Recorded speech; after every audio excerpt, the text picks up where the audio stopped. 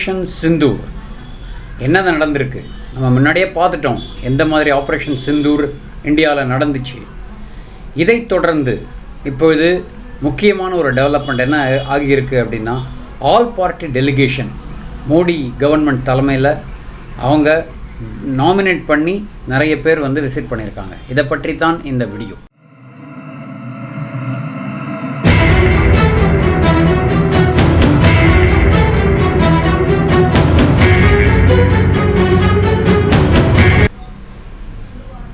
வீடியோக்குள்ளே போகிறதுக்கு முன்னாடி வியூவர்ஸ் சப்ஸ்கிரைப் பண்ணிக்கோங்க.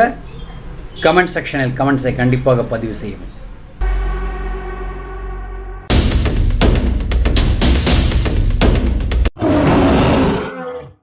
இந்த வீடியோவை நான் முக்கியமாக ஒரு 3 விதமாக நான் பிரிக்கிறேன்.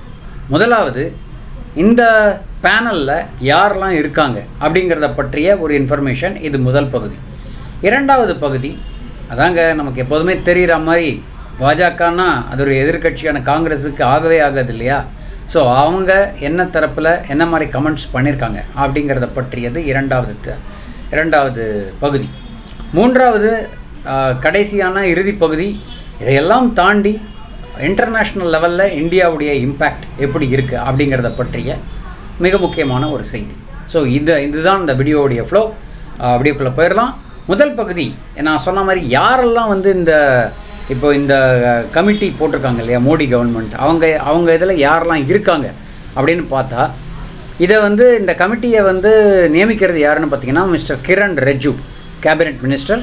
அவர் என்ன சொல்கிறாரு அப்படின்னா, அவர் இதில் கொடுத்துருக்கிற சில தலைவர்களின் பெயரை மட்டும் நான் இப்போ சொல்கிறேன். முதல் இது யாருன்னா சசி தரூர். அவர் தான் வந்து முதல் டெலிகேஷனுடைய தலைவர். அதைத் தொடர்ந்து பாஜகவின் ரவிசங்கர் பிரசாத், இவர் வந்து இன்னொரு கமிட்டியுடைய தலைவர். ஜெயபாண்டான்னு சொல்லிட்டு ஒருத்தர் இருக்கார், அவர் இன்னொரு தலைவர். திமுகவின் கனிமொழி, அவங்க வந்து இன்னொரு கமிட்டியோட தலைவராக இருக்காங்க. ஜனதாதளுடைய சஞ்சய் ஜா, அவரை இன்னொரு கமிட்டி தலைவராக போட்டிருக்காங்க. நேஷ்னலிஸ்ட் காங்கிரஸ் பார்ட்டி என்சிபியுடைய சுப்ரியா சுலே, இவங்க இன்னொரு கமிட்டியை ஹெட் பண்ணுறாங்க. இது மட்டும் இல்லாமல் சிவசேனாவுடைய ஸ்ரீகாந்த் ஷிண்டே, இவங்களும் வந்து ஒரு கமிட்டியின் தலைவராக இருக்காங்க. இதே தொடர்ந்து மிஸ்டர் ஓவைசி, இவரையும் வந்து ஒரு கமிட்டியுடைய தலைவராக மோடி கவர்மெண்ட் நியமித்திருக்கிறார்கள். இதில் பார்த்திங்கன்னா இவங்க நம்ம ஆளும் கட்சியான பாஜகவும் சரி, அது இல்லாமல் இருக்கிற காங்கிரஸ் மற்றும் அதர் கட்சிகளையும் சேர்த்து இந்தியா ஒன்றுதான், நாங்கள் பல கட்சிகளாக இருந்தாலும் இந்தியா ஒன்றுதான்ற ஒரு மெசேஜை வந்து இன்டர்நேஷ்னல் கம்யூனிட்டிக்கு கொடுப்பதாக இந்த ஒரு லிஸ்ட்டை பார்த்தாலே நமக்கு புரியும். இதுதான் வந்து நம்மளுடைய கவர்மெண்ட் கொடுத்திருக்கும் முதல் டெலிகேஷன் அப்படின்னு சொல்லலாம். இது பாஜக நியமித்திருக்கும் கமிட்டியுடைய ஒரு விஷயம். ஸோ இந்த கமிட்டியில் பார்த்திங்கன்னா யாரெல்லாம் வந்து இருக்காங்க அப்படின்னு பார்த்திங்கன்னா, ரவிசங்கர் பிரசாத், அவர் லீட் பண்ணுற டெலிகேஷனுடைய முதல்ல வந்து எந்த கண்ட்ரீஸ்லாம் போகிறாங்க அப்படின்னா, UK, France, Germany, Italy, Denmark and European union, இதெல்லாம் வந்து ரவிசங்கர் பிரசாத் தலைமையிலான கமிட்டி போகிறாங்க. அடுத்தது வந்து மிஸ்டர் பாண்டா, அவருடைய டெலிகேஷன் எங்கே போகிறாங்க அப்படின்னா, Saudi Arabia, Kuwait, Bahrain, Algeria, இங்கெல்லாம் போகிறாங்க. சுப்ரியா சுலேயுடைய தலைமையான அந்த டெலிகேஷன் எங்கே போகிறாங்கன்னா, Oman, Kenya, South Africa, Egypt. Jha இருக்கார் இல்லையா, அவருடைய ஹெட் பண்ணுற கமிட்டி எங்கே போகிறாங்கன்னா, Japan, Singapore, South Korea, Malaysia, Indonesia. Shinde lead பண்ணுற டெலிகேஷன் வந்து United Arab Emirates, parts of Africa, இங்கெல்லாம் போகிறாங்க. ஸோ இதெல்லாம் தான் வந்து டோட்டலாக எந்தெந்த கட்சியை வந்து எந்த நபர்கள் செல்கிறார்கள் அப்படிங்கிறத பற்றிய செய்தி. இது முதல் பகுதி. இப்போ இது இரண்டாவது பகுதியை பார்த்துடலாம். முதல் பகுதி நம்ம பார்த்த மாதிரி பாஜக தலைமையில் எவ்வாறு டெலிகேஷன்ஸ் அனுப்புகிறாங்க அப்படின்றத பற்றிய செய்தி. இதனால் வரும் காங்கிரஸ் பிஜேபி ஃபைட் எப்படி இருக்குது அப்படின்னு பார்த்தா, ஜெயராம் ரமேஷ் தலைமையிலான காங்கிரஸ் இது என்ன பண்ணியிருக்காங்க அப்படின்னா, அவங்க வந்து ஒரு 3 பேரை வந்து பரிந்துரைத்திருக்கிறார்கள். அந்த 3 பேரையுமே வந்து நம்ம இந்த டெலிகேஷன் கமிட்டியில் சேர்க்காமல் 4வதாக சசி தரூர் பெயரை முன்முனைந்திருக்கிறார்கள் பாஜக தலைமையிலான மோடி கவர்மெண்ட். ஸோ இதுதான் வந்து இப்போ ஒரு புகைச்சலை காங்கிரஸ் இடையே ஏற்பட்டிருக்கிறது. ஸோ இவங்க ஆக்சுவலாக கவர்மெண்ட்டில் என்ன சொல்ல நினைக்கிறாங்கன்னா, பல கட்சிகள் சேர்ந்தாலும் இந்தியா ஒன்று தான்ங்கிற ஒரு இதை கொடுக்க நினைக்கிறாங்க. அதில் நாங்கள் சொல்கிறவங்கள நீங்கள் சேருங்க அப்படின்ற மாதிரி ஒரு இதை வந்து காங்கிரஸ் கிளப்பியிருக்காங்க. ஸோ எல்லா பார்ட்டியும் வந்து டெலிகேஷன் அனுப்புறதுல வந்து இந்தியா வந்து ஒரு விஸ்வகுரு பிரைம் மினிஸ்டர் மோடிக்கு கீழே அப்படின்னு சொல்கிற அந்த விஷயம் எங்களை கேட்காம பண்ணதுனால ஃபெயில் ஆயிடுச்சுன்னு ஜெயராம் ரமேஷ் சொல்கிறாரு. ரொம்ப காமெடியாக தான் இருக்குது. ஏன்னா வந்து அவங்க எங்களுடைய எங்கள் லோக்கல் லெவல் பாலிட்டிக்ஸ்லேயே இன்னும் மூழ்கி வராங்கங்கிறதுக்கு ஒரு முக்கியமான ஒரு பெருந்தன்மையோட சரி பரவாயில்ல அப்படின்னு ஏற்றுக்கும் மனப்பக்குவம் காங்கிரஸுக்கு இல்லைன்றது தான் இதுலேருந்து தெரியுது. ஸோ இதை தவிர அடுத்தது என்னென்னா, ஸோ இவர் மல்லிகார்ஜுன கார்கேட்டை ரெஜ்ஜு பேசியிருக்காரு. அதை தவிர லீடர் ஆஃப் அப்போசிஷன்ட்டையும் வந்து ஃப்ரைடே மார்னிங் பேசி அவங்க பார்ட்டியில் ஒரு இது கொடுக்க சொல்லியிருக்காங்க. ஸோ அவங்க காங்கிரஸ் பரிந்துரைத்த பேர் யாருன்னா, union minister Anand Sharma, former union minister, பார்ட்டியுடைய deputy leader Lok Sabha Gaurav Gogoi, Rajya Sabha member Syed Nasir Hussain, Lok Sabha member Amarinder Singh Jha, இவங்கெல்லாம் வந்து டெலிகேஷனோட இருக்கணும் அப்படின்ற மாதிரி லிஸ்ட் அனுப்பியிருக்காங்க. காங்கிரஸ் பார்ட்டிகிட்ட பேசுகிறதுக்கு முன்னாடி இன்ஃபார்மலாக வந்து காங்கிரஸுடைய மனிஷ் திவாரிகிட்ட ரெஜ்ஜு பேசியிருக்காரு. சல்மான் குர்ஷித், அமர் சிங், மிஸ்டர் சசி தரூர் இவங்கள்ட்ட எல்லாமே வந்து இன்ஃபார்மலாக பேசிட்டாங்க. ஸோ இவங்க யாருமே வந்து காங்கிரஸுடைய அஃபிஷியல் லிஸ்ட்டில் வரல. ஸோ இதனால் ஃபைனல் லிஸ்ட் வந்து கவர்மெண்ட் இருக்கும்போது அவங்களே ஒரு கால் எடுத்துட்டாங்க. ஸோ காங்கிரஸுடைய அஃபிஷியல் லிஸ்ட்டில் பார்த்தா மிஸ்டர் ஆனந்த் சர்மா பேர் மட்டும்தான் கவர்மெண்ட்டுடைய லிஸ்ட்டில் இருந்தது. கோகோயுடைய பேரும் வரவில்லை. ஏன்னா கோகோய் பேர் வந்தது வந்து அசாம் சீஃப் மினிஸ்டர் ஹிமந்த் சர்மா பிஸ்வ சர்மா இவர் வந்து வன்மையாக கண்டித்திருந்தார். மிஸ்டர் ஹுசைன், வாரிங் இவங்க எல்லா பேருமே வந்து ட்ராப் பண்ணிட்டாங்க. இதை பார்த்துட்டு ஜெயராம் ரமேஷ் ரொம்ப காட்டமாக இது பண்ணியிருந்தார். சீப் பொலிட்டிக்கல் கேம்ஸ் விளையாடுறாங்க மோடி கவர்மெண்ட்டில்.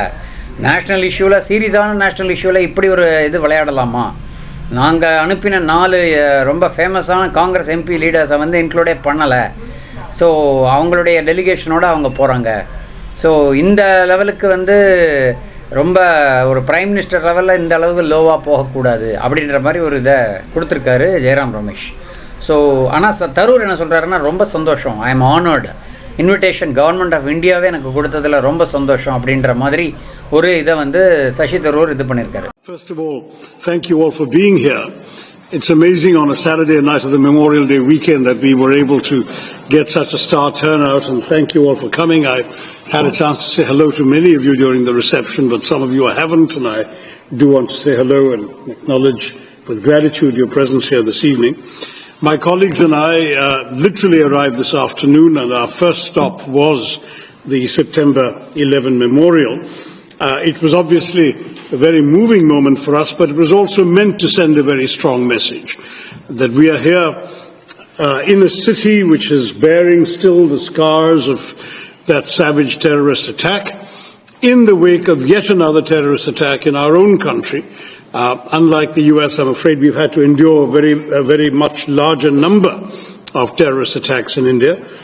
But we came both as a reminder that this is a shared problem, but also out of a spirit of solidarity with the victims, who included Indians, as Indira was reminding me. Someone, a young Indian working in her own company, was one of the victims of 9/11. Indians, Americans, and very many other nationalities who were affected. It's a global problem, it's a scourge, and we must all fight it unitedly. So that was a very important message to convey, and my colleagues and I did that by going to the memorial and leaving roses on some of the names around. So Jai Hind அப்படின்னு ரொம்ப சந்தோஷமாக முடிச்சிருக்காரு. So தரூரை வந்து தாக்கும் விதமாக ஜெயராம் ரமேஷ் என்ன சொல்லியிருக்காருன்னா, காங்கிரஸில் அதாவது டிஃப்ரென்ஸ் இருக்குது, காங்கிரஸில் இருக்கிறதுக்கும் காங்கிரஸாக ஒரு ஆள் போகிறதுக்கும் உள்ள டிஃப்ரென்ஸ் இருக்குது. காங்கிரஸ் மே ஹோனா और कांग्रेस का होना में ज़मीन आसमान का अंतर है. ஸோ ரொம்ப பயங்கரமான ஒரு மண்ணும் வானத்துக்கும் உள்ள டிஃப்ரென்ஸ் இருக்குன்ற மாதிரி அவங்களுடைய ஒரு சண்டையை இந்த இதில் காட்டியிருக்காங்கங்கிறது தான் வந்து ஒரு சீப் பாலிட்டிக்ஸ் ஃப்ரம் காங்கிரஸ்னு சொல்லலாம்.